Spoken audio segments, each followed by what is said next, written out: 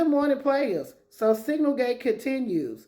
As we all know, yesterday on Capitol Hill, Tulsi Gabbard and John Radcliffe decreed and declared that there was no classified information shared in that signal chat. Well, baby, the Atlantic said, hold my beer. Just don't give it to DUI hire Pete Hegseth, but I digress. So the Atlantic has posted the text thread that was shared on Signal. So Frumpy Dump's DEI hire press secretary decided to enter the chat and decree and declare that the Atlantic has conceded these were not war plans. The entire story was another hoax written by a Frumpy Dump hater who is well known for its sensationalist spin. I declare, honey, what a disgrace. So let's just take a look at what Caroline Lipless decrees and declares was not war plans. So the thread starts off with Pete Hegseth. I'm pretty sure it's cut off there at the top, but that's him.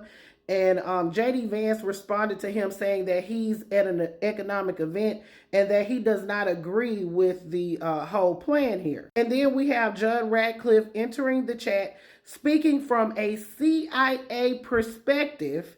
And then we have Pete Hegseth responding to J.D. Vance, saying he understands his concerns, but he wants to lay out the reason why they need to go ahead with this. Now, as we all know, J.D. Vance didn't want to go through with this whole thing, partly because of the trade was very low. So we have Mike Waltz entering the chat here discussing, trade.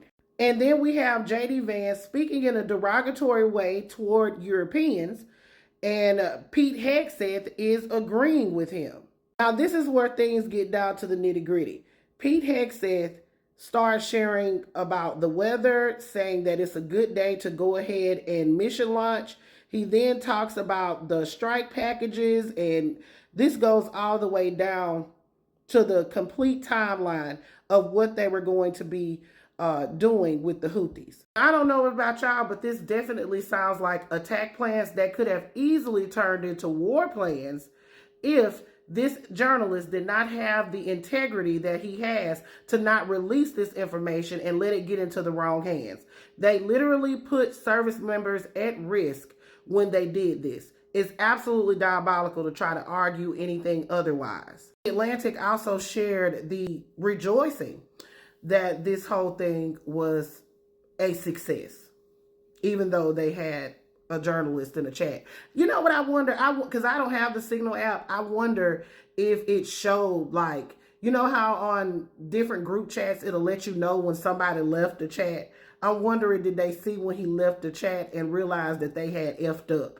I declare, honey, what a disgrace. The editor was also kind enough to show us who was in the chat. This is a list right here. He also shared the name of the group and the fact that they had the messages set to disappear after 1 week. Baby, they cooked. So this is the response that we got from the Department of Defense, rapid response. They backpedaled the whole war plans things really, really fast.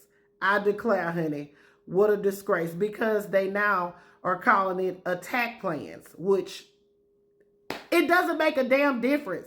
You were in there sharing the exact coordination of an actual strike before it went down to a doggone journalist. I declare, honey, it's a disgrace. You people, disturbing. But baby, MAGA finna be crying all day today, honey, because that lawsuit that was filed against Pete Hegseth by the Watchdog Group, they done assigned the case to Judge James Goldberg, the radical left activist. I declare, honey, what a disgrace. Players, put your thoughts in the comments. This is Double D Mo for the Black Accurate News.